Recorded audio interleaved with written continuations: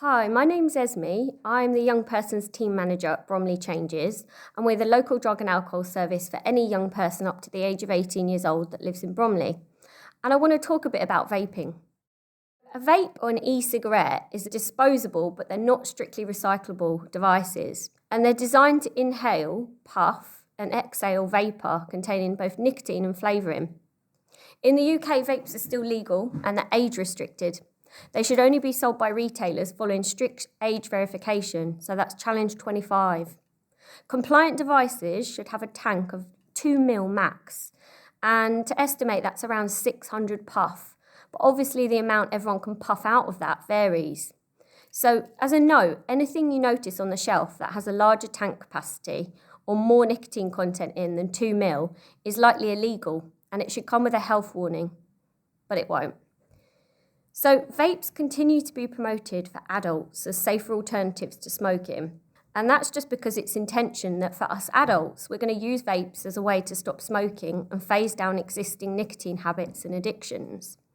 And what we know is vaping is less harmful than cigarette smoke. And there's also options to use vape liquids that contain less nicotine or no nicotine in.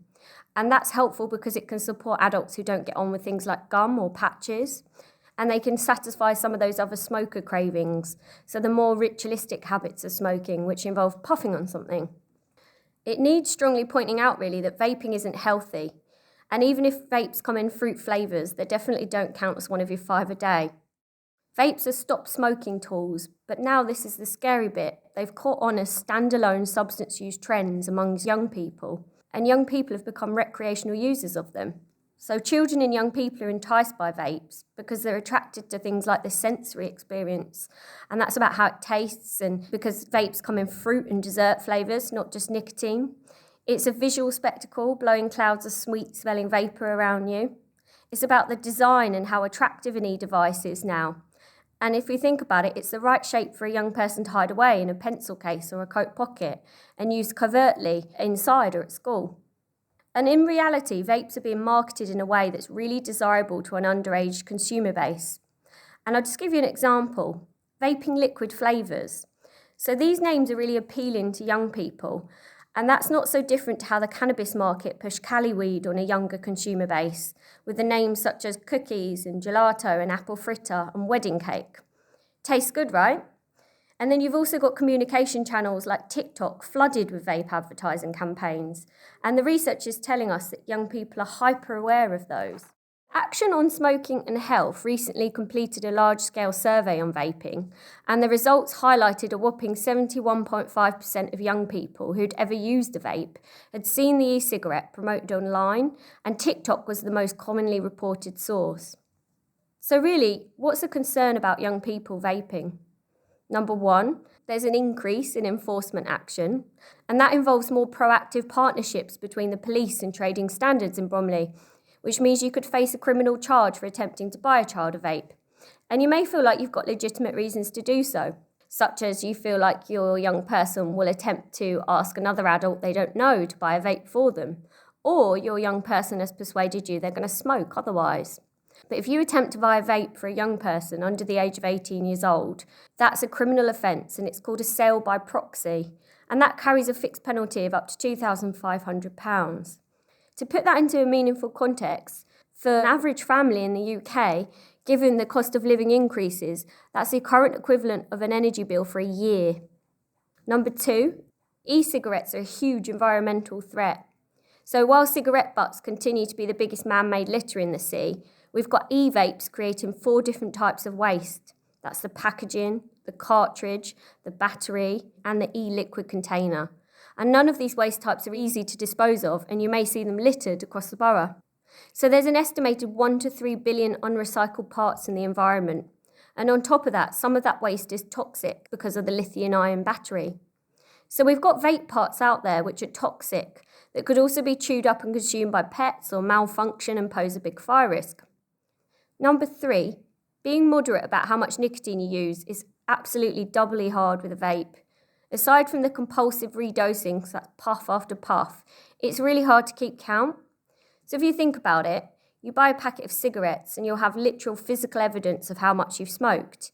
You can count the butts and there's a maximum number in your packet. but when you puff away at a vape, it's a lot easier to lose count.